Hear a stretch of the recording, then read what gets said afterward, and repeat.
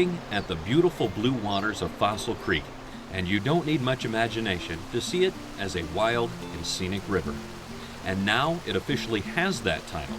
In 2009, President Barack Obama signed a law naming Fossil Creek one of the nation's wild and scenic rivers.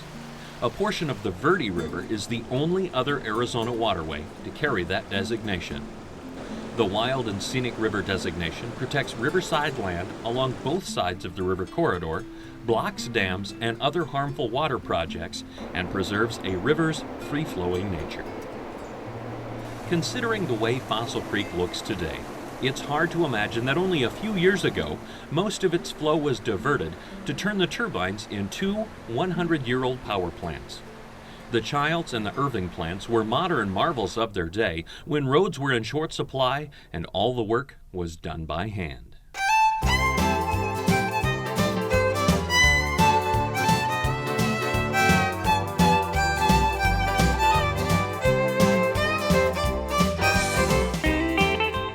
The project construction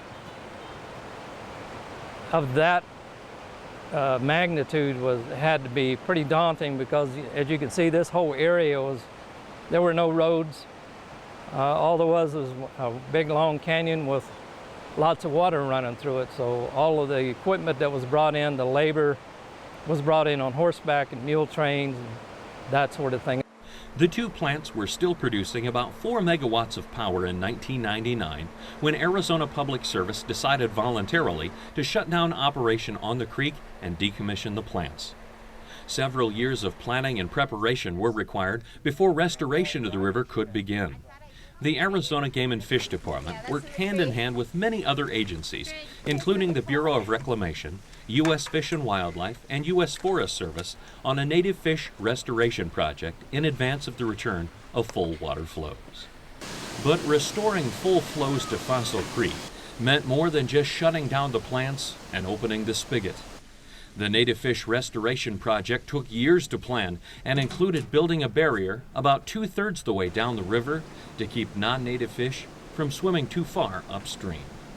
Once the barrier was in place, the native species had to be caught and removed from the stream, which was no simple task. To keep the stress on the fish at a minimum, they were long-lined or flown out by helicopter in 55-gallon drums and then trucked a short distance to special holding tanks and into the care of the experts from the Arizona Game and Fish Department hatcheries.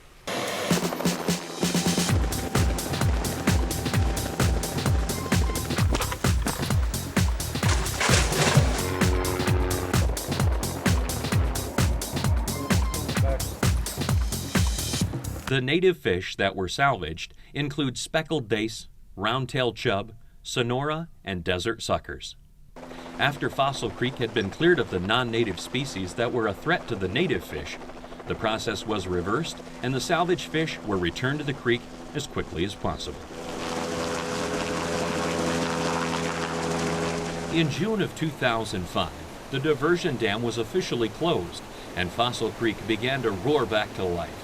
It took another 3 years to completely remove the dam, and Fossil Creek is growing more like its old wild self every day, shaking off a century of servitude to the state's power grid.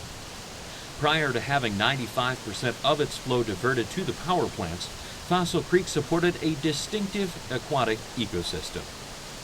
The highly mineralized water resulted in travertine dams that created large pools and cascading waterfalls. Now that the full flow of 43 cubic feet per second has been restored, those dams, pools, and waterfalls are expected to rebuild naturally over time.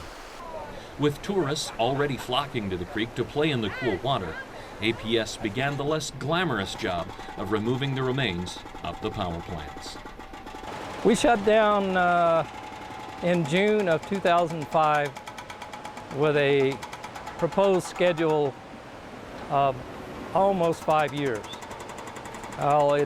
It's going to take us, by the time we get everything cleaned out, and because a lot of the work, once we get everything out, it has to be recontoured. We have to reseed with native vegetation. At Stair Lake, we've got to recontour the whole lake bed to make it look like it did initially. So it's going to take 5 years. It'll be the middle of 2010 before we're done. The reason for demolition of the flume is we have to put everything back to its natural state.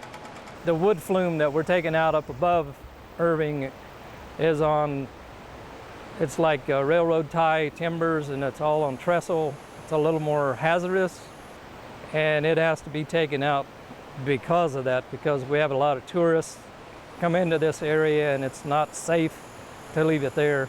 By the spring of 2009, the creek was really coming back to life, and so were the native fish populations.